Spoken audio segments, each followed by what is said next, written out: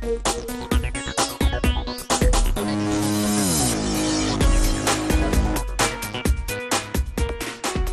Communication presence Motijheel থেকে অনুষ্ঠানে আমি ইফতেখার আলম আপনাদের সকলকে স্বাগত জানাচ্ছি।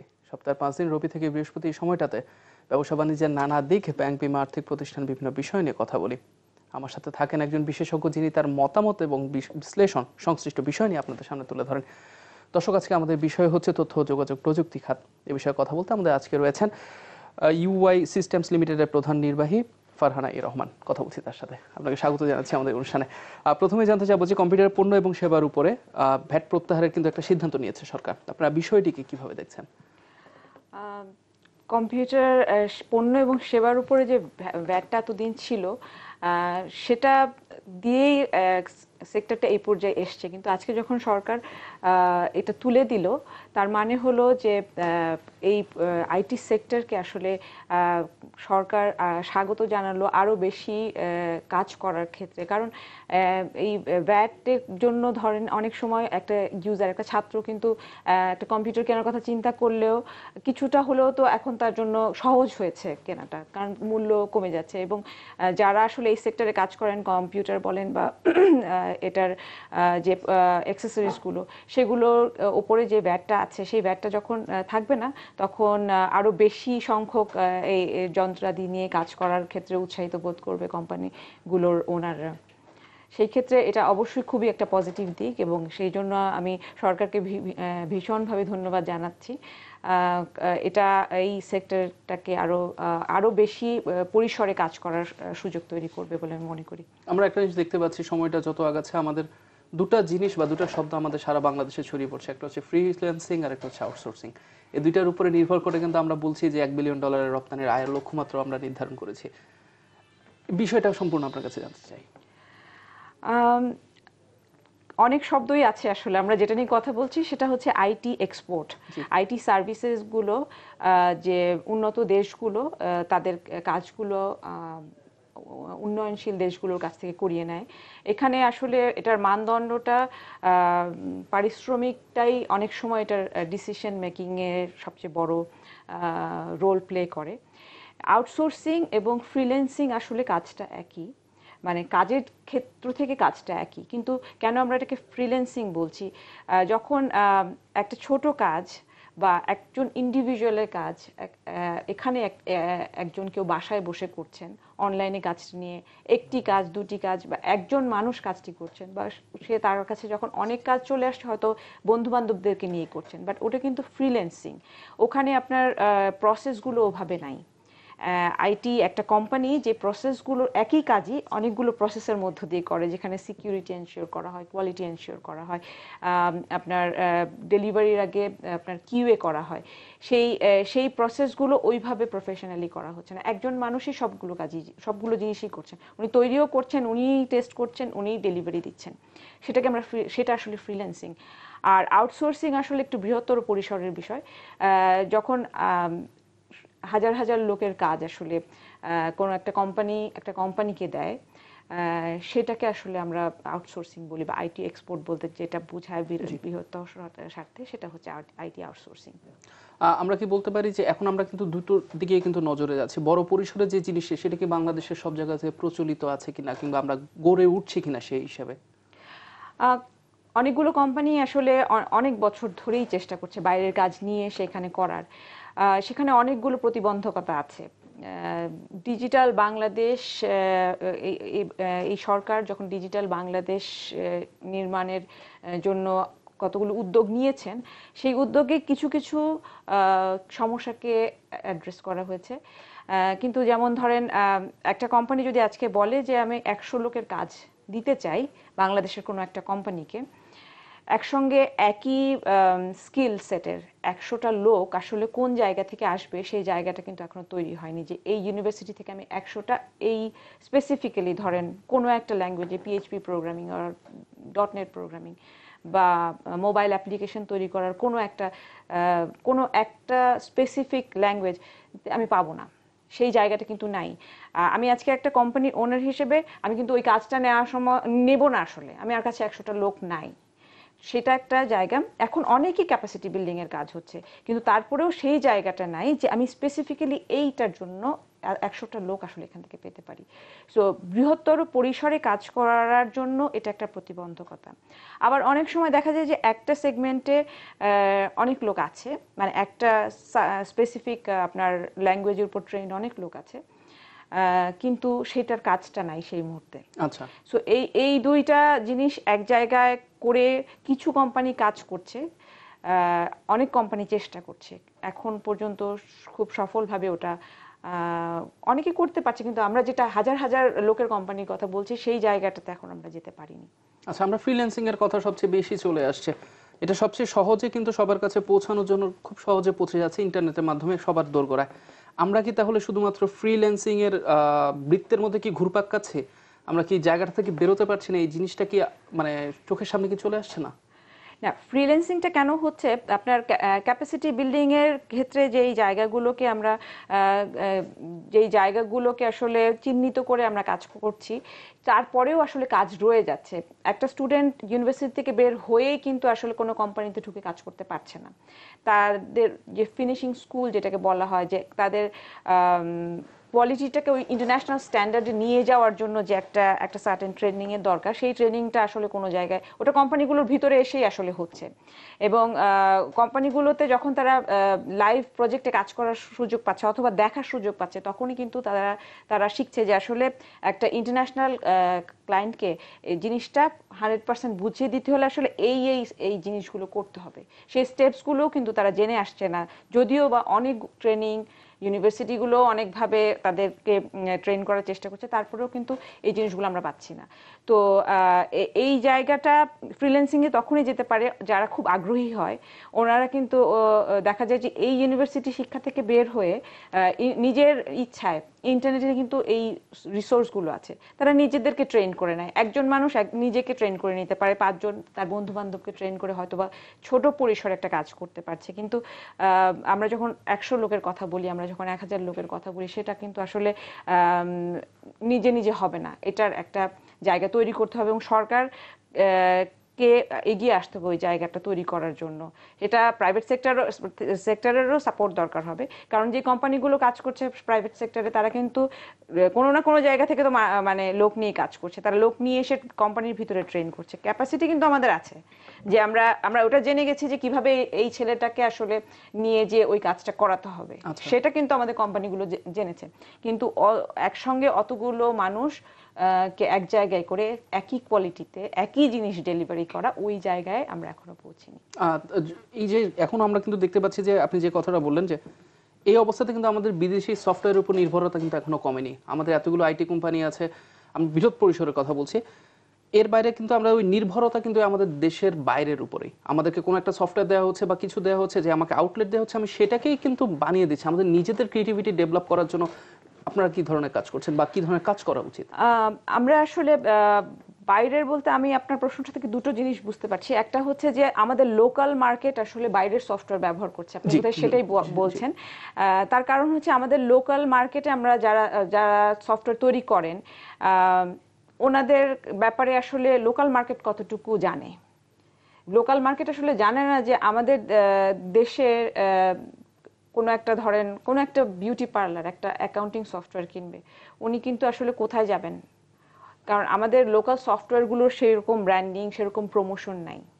সো লোকাল সফটওয়্যার আছে, এবং লোকাল সফটওয়্যার যথেষ্ট ভালো সফটওয়্যারই আছে, যেগুলো অনেক বিদেশে অনেকে ব্যবহার করে, কিন্তু আমাদের দেশের ভিতরে সেটার অ্যাওয়ারনেসটা নাই, তার জন্য সেইগুলোর উপর কনফিডেন্স নাই। সেটা একটা জায়গা, সেটা তৈরি করার জন্য আসলে প্রমোশন বা ব্র্যান্ডিংয়ের একটা ইস্যু আছে, যেটাতে লোকাল সফটওয়্যারগুলো পিছিয়ে আছে। প্লাস আপনার লোকাল মার্কেট তৈরি করা, যে যারা ইউজার, অনেকেই হাতে কলমে এখনো হিসাব করেন। অ্যাকাউন্টিং সফটওয়্যার অনেক বড় বড় কোম্পানি এখন পর্যন্ত অটোমেটেড না।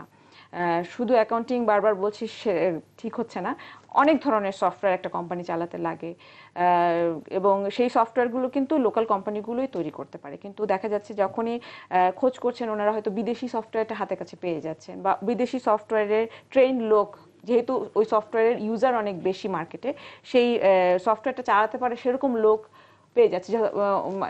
অ্যাকাউন্টেন্টই হয়তো বলে দিচ্ছে যে এই সফটওয়্যারটা আমি আগে ব্যবহার করেছি, এই সফটওয়্যারটা আমরা নিতে পারি। তো এই জন্য লোকাল মার্কেটটা তৈরি করার জন্য এবং লোকাল মার্কেটে যে সফটওয়্যারগুলো তৈরি হচ্ছে সেগুলোকে কোনো একটা জায়গায় শোকেস করা গেলে, যে এই জায়গায় গেলে আসলে লোকাল সফটওয়্যার পাওয়া যায়, তাহলে হয়তো লোকাল মার্কেটে যারা যারা চান, বাংলাদেশি যে কোম্পানিগুলো চায় যে আমরা সফটওয়্যার কিনবো, ওনারা ওই জায়গাটাতে যেতে পারে। মানে আমাদের ভিজিবিলিটির অভাব, আমরা কোথায় আছি ওই জায়গাটা নেই। ফারহানা রহমান, আমরা একটা ছোট্ট বিরতিতে যাচ্ছি, বিরতির পর ফেরত এসে আমরা এই সেক্টর নিয়ে আপনার সাথে আরো কথা বলছি। দর্শক, মেকার কমিউনিকেশন প্রেজেন্স মতিঝিল থেকে অনুষ্ঠান নিচ্ছি ছোট্ট একটা বিরতি, ফিরছি একটু পরে, আমাদের সঙ্গে থাকুন।